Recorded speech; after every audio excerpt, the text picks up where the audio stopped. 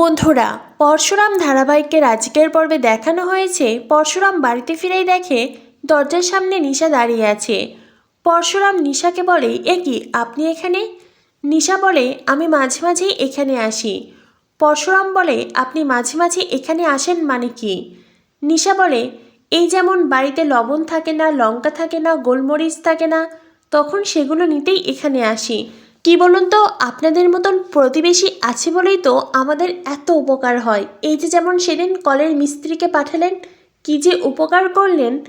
পরশুরাম বলে, তো আজ এখানে কেন এসেছেন? নিশা বলে, ওই তো আজকে একটু জয়ফল জয়ত্রী আর একটু ঘি নিতে এসেছি। কি বলুন তো, আমার হাজবেন্ড উনি বিরিয়ানি খেতে চেয়েছেন, উনি বিরিয়ানি খুব পছন্দ করেন। পরশুরাম বলে, তো আপনার হাজবেন্ডকে তো দেখা যায় না, কি করেন উনি? নিশা বলে, উনি বিমা কোম্পানির কমিশন এজেন্ট। পরশুরাম বলে, মানে আপনি কি বলছেন? নিশা বলে, হ্যাঁ, আমার হাজবেন্ড বিমা কোম্পানির কমিশন এজেন্ট। পরশুরাম বলে, আমিও বিমা কোম্পানির কমিশন এজেন্ট। নিশা বলে, তবে সেদিন আপনাকে মারপিট করতে দেখলাম যে? পরশুরাম বলে, মানে? নিশা বলে, সেদিন রাস্তায় আপনাকে মারপিট করতে দেখেছিলাম, অনেকজন লোককে মেরেছিলেন। পরশুরাম বলে, আপনি কি আমায় ফলো করছেন? নিশা বলে, দেখুন, ভগবান আছে, ভগবান সব কিছুই দেখেন। আর তাছাড়াও এই পৃথিবীতে কেউ না কেউ কাউকে না কাউকে তো ঠিকই ফলো করে, তাই না? পরশুরাম বলে, আপনি ভীষণ স্মার্ট, তবে ওভার স্মার্ট সাজার চেষ্টা করছেন। নিশা বলে, আপনি না হয় আমায় ওভার স্মার্ট বলেই ডাকবেন। পরশুরাম বলে, ঠিক আছে, আপনি এখন আসতে পারেন। নিশা বলে, ওই তো জয়ফল জয়ত্রী আর ঘি। পরশুরাম বলে, ঠিক আছে, আপনি এখানে অপেক্ষা করুন, আমি আনছি। এই বলে পরশুরাম জয়ফল জয়ত্রী ঘি নিতে ঘরে যায়। তখনই শীতল নিশাকে কল করে। নিশা শীতলকে বলে, ওনার বউ এখনও আসেননি, আর উনি বাড়িতে ফিরেছেন, আবার হয়তো যাবেন। শীতল ফোনের ওপাশ থেকে নিশাকে বলে, পরশুরাম বাড়ি থেকে বেরোনোর সাথে সাথেই তুমি ঘর তল্লাশি করবে। নিশা বলে, কিন্তু আগেও তো ঘর তল্লাশি করা হয়েছিল। শীতল বলে, হ্যাঁ হয়েছিল, সেদিন ঘরে অনেক কিছু পাওয়া গেছে। নিশা বলে, তবে? শীতল বলে, আরও অনেক কিছু পাওয়া যাবে। স্বামী স্ত্রী মিলে অনেক কিছুই হয়তো ঘরে রেখেছে, প্রয়োজনে ঘর ভাঙচুর হবে, প্লাস্টার খসানো হবে, তবুও ঘরে যদি কোনো প্রমাণ থাকে সেই সব কিছু আমার চাই। এরপরেই শীতল বলে, তটিনী গাঙ্গুলি আসলে কে, কি তার পরিচয়, সেটা জানতেই হবে। প্রয়োজন পড়লে পরশুরাম আর তটিনী গাঙ্গুলি দুজনকে আমরা মুখোমুখি করব, তবে কেমন হবে? নিশার বাব্বার তো খুব খুশি হয়ে যায়। অন্যদিকে দেখানো হয় পরশুরাম ঘি জয়ফল জয়ত্রী নিয়ে সেখানে আসে, আর তখনই নিশা শীতলের কল কেটে দেয়। পরশুরাম সেই সব কিছু নিশার হাতে দেয়। নিশা বলে, আচ্ছা আপনার স্ত্রী কবে আসবে? পরশুরাম বলে, কেন বলুন তো? নিশা বলে, না মানে এমনিতেই। এরপরেই নিশা পরশুরামকে বলে, আপনাকে আমার খুব ভালো লাগে, আপনি ভীষণ হ্যান্ডসাম, আপনি চাইলে আমি আপনার সাথে কফি খেতে যেতে পারি। পরশুরাম বলে, মানে? নিশা বলে, না মানে আপনি যদি চান তো আমরা একসাথে কফি খেতে যেতে পারি। পরশুরাম বলে, ঠিক আছে, আমি তবে আপনাকে ডেট জানিয়ে দেব। নিশা বলে, ওকে। এই বলে নিশা ওখান থেকে চলে যায়। নিশা তো মনে মনে খুব খুশি, সে পরশুরামকে ফাঁদে ফেলতে পেরেছে। অন্যদিকে পরশুরাম মায়াকে কল করে। পরশুরাম মায়াকে বলে, আমার ফ্ল্যাটের নিচের তলায় যিনি থাকেন, নিশা বলে, মহিলাটি ভীষণ ধুরন্ধর। আমার মনে হয় ওই মহিলাটি সব সময় আমাদের উপরে নজর রাখছে, আর আমাকে কফি খেতেও ডেকেছে। মায়া বলে, সে কি বস, তুমি যাবে নাকি? পরশুরাম বলে, ভাবছি যাব। মায়া বলে, সে কি, যদি কোনো বিপদ হয়?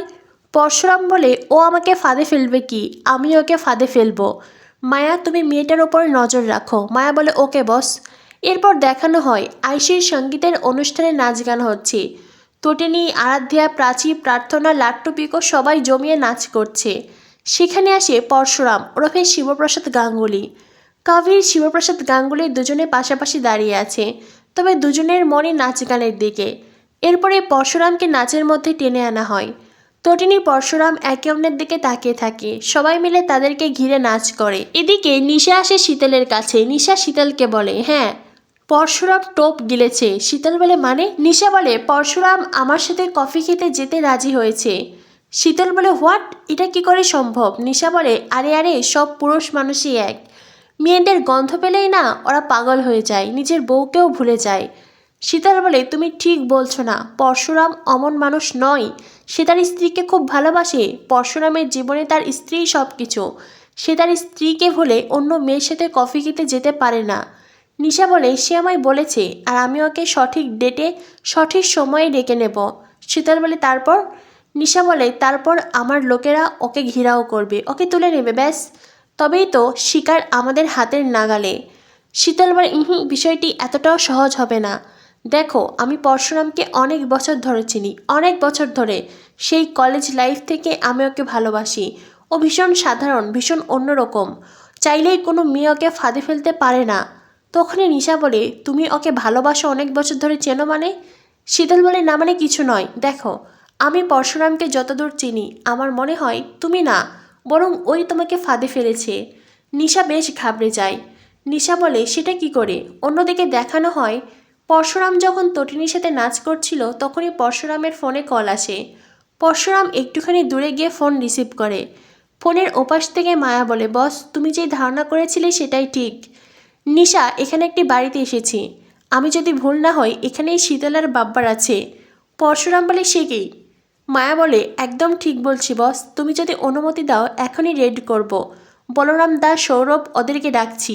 পরশুরাম বলে না না, ওদেরকে কিচ্ছু করবে না, ওদেরকে ওদের পরিকল্পনা করতে দাও। ও মেয়ে আমাকে ফাঁদে ফেলতে চেয়েছে, আমাকে নিয়ে কফি খেতে যেতে চাই, তাই তো আমিও যাব। ওদের ফাঁদে শিকার ধরা পড়বে, তারপরে ওরা আমাকে তুলে নিয়ে যাবে। মায়া বলে সে কি বস, তুমি এত বড় একটা রিস্ক কেন নেবে? পরশুরাম বলে আমার তটিনীর জন্য। তটিনী কে, কি তার আসল পরিচয় সেটা আমাকে জানতেই হবে, সেই জন্য এই রিস্কও আমাকে নিতেই হবে। মায়া বলে কিন্তু। পরশুরাম বলে শোনো মায়া, আমি এটা বিশ্বাস করি তটিনী অপরাধ জগতের কেউ নয়, ও অপরাধ জগতের কেউ হতে পারে না। আমি তটিনীকে যখনই জড়িয়ে ধরেছি কখনোই মনে হয়নি ও অপরাধী, বরং সবসময় ওকে ভীষণ পবিত্র মনে হয়েছে। তটিনী আমার ভালোবাসা, তাই তটিনীর কোনো ক্ষতি আমি হতে দেব না। তখনই সেখানে এসে তটিনী লাট্টু পিকো। লাট্টু পিকো বলে পা পা চলো খেতে যাবে না? তটিনী বলে কি গো তুমি এখন এখানে দাঁড়িয়ে আছো, চলো খেতে যাবে চলো। লাট্টু পিকো বলে পা জানো অনেক আইটেম রান্না হয়েছে। তখনই পিকো বলে পা আমার বিয়েতেও এমন সঙ্গীতের অনুষ্ঠান হবে তো? পরশুরাম বলে না মা, এটা আমাদের সংস্কৃতি নয়, তাই এইসব অনুষ্ঠান হবে না। পিকো বলে ঠিক আছে পা, তুমি আমাকে বিয়ে দিয়ে দাও, তারপরেই আমি আমার বরকে বলবো হ্যাঁ গো ও গো শুনছো, এদিকে এসো গো। যেটা শুনে পরশুরাম আর তটিনী মিটমিট করে হাসতে থাকে। লাট্টু বলে শোন, সব বরেরা না আমার পায়ের মতন ভালো হয় না, তোর বর তোকে পাত্তাই দেবে না। আমি রমেশ আঙ্কেলকে দেখেছি আন্টির সাথে গন্ডগোল করছিল, তারপরে আন্টি কী সব বলল তোমার লাভ আছে, এই আছে সেই আছে। আচ্ছা মাম্মি লাভ কি বলো তো? তটিনী বলে এই শোন, এত পাকা পাকা কথা না, সবসময় শুধু পাকা পাকা কথা, এসব কথা একদম বলবে না। শিবপ্রসাদ বলে আমাদের মধ্যে তো ঝগড়া হয় না পা, আমাদের মধ্যে তো অনেক ভালোবাসা আছে, ভরসা আছে, বিশ্বাস আছে। তটিনী বলে একদম তাই, আর আমাদের মধ্যে কখনোই ঝগড়া ঝামেলা হবে না। এরপরেই পরশুরাম বলে তুমি এগিয়ে যাও আমি আসছি। তটিনী বাচ্চাদের নিয়ে ওখান থেকে চলে যায়। অন্যদিকে মায়া পরশুরামকে বলে তোমাদের এই বন্ডিং দেখতে খুব ভালো লাগে বস, ভীষণ ভালো লাগে, তোমার মতন কেউ একজন যদি আমার জীবনেও আসতো। পরশুরাম বলে মায়া, মায়া বলে সরি বস সরি। এরপরে পরশুরাম মায়াকে বলে ঠিক আছে ওদের দিকে নজর রাখো। পরশুরাম কল কেটে দেয়। পরশুরাম মনে মনে ভাবে নিশা তুমি আমায় কি ফাঁদে ফেলবে, এইবার আমি তোমাকে ফাঁদে ফেলবো। অন্যদিকে দেখানো হয় তটিনীর ফোনে কল বেজে ওঠে। তটিনী কল রিসিভ করতেই ফোনের ওপাশ থেকে বিজিত লাহিড়ী বলে অধমের নাম বিজিত লাহিড়ী। তটিনী বলে সত্যিই তুমি অধম। তখনই ফোনের ওপাশ থেকে বিজিত বলে এই দিদি ভাই বেশি বেড়ে খেলবেন না, হ্যাঁ একদম বেড়ে খেলবেন না। তটিনী বলে সারা দেশ পৃথিবী বিদেশ ঘুরে কলকাতার রক ভাষাটা দেখি বেশ ভালোই রপ্ত করেছ। বিজিত বলে আমার মাথা খুলি যদি একবার উল্টে যায় তবে কিন্তু আমি সব কিছু লণ্ডভণ্ড করে দেব, শেষ করে দেব। তটিনী বলে তোমার সেই উল্টে যাওয়া খুলি না হয় আমি ঝুলিয়ে রাখবো। বিজিত লাহিড়ী আরও বেশি রেগে যায়। বিজিত লাহিড়ী বলে মনের সুখেই ঘাস খাচ্ছিলে কিন্তু ভুল করলে আরও একটা গরু কিনে। তটিনী বলে গরু কিনে নয়, গরু শ্বশুর বাড়িতে এসেই ভুল করেছে। কথাটা শুনেই বিজিত লাহিড়ীর টেলিভিশনে জ্বলে যায়। আগামী পর্বে দেখানো হবে পরশুরাম ওরফে শিবপ্রসাদ গাঙ্গুলি তটিনীকে বলে কি গো বাচ্চারা কোথায়?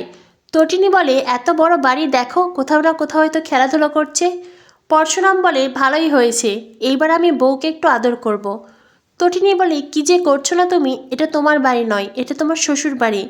পরশুরাম বলে তাতে কি হয়েছে, এই বলে পরশুরাম তটিনীকে জড়িয়ে ধরে।